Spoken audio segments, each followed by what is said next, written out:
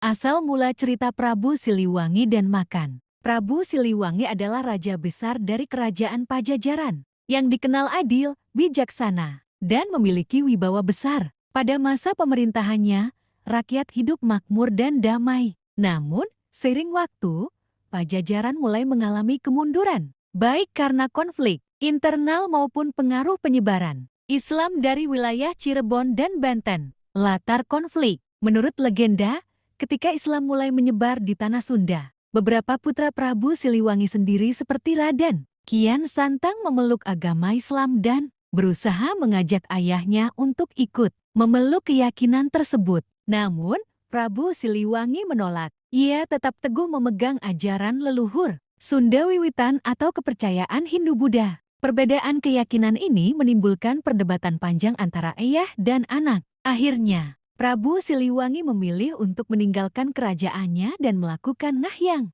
pergi tanpa meninggalkan jejak. Peristiwa Prabu Siliwangi menjelma menjadi makan. Dalam banyak versi rakyat, diceritakan bahwa saat Prabu Siliwangi dan para pengikutnya dikejar oleh pasukan Islam, termasuk Kian Santang, mereka sampai di suatu tempat hutan sancang di daerah Garut Selatan sekarang. Di sana, Prabu Siliwangi berucap, "Kuring moal nyerah, lamun kudu ngahilang, mending kuring jati sato leweng." Artinya, aku tidak akan menyerah. Jika harus lenyap, lebih baik aku menjadi hewan hutan. Sekejap kemudian, Prabu Siliwangi dan para pengikutnya berubah menjadi makan putih. Sejak saat itu, masyarakat percaya bahwa makan putih di hutan sancang adalah jelmaan Prabu Siliwangi dan prajurit Pajajaran yang setia. Makna simbolis. Kisah ini memiliki makna mendalam. Makan putih melambangkan keberanian, kekuatan, dan kewibawaan raja. Ngahyang mencerminkan perpindahan zaman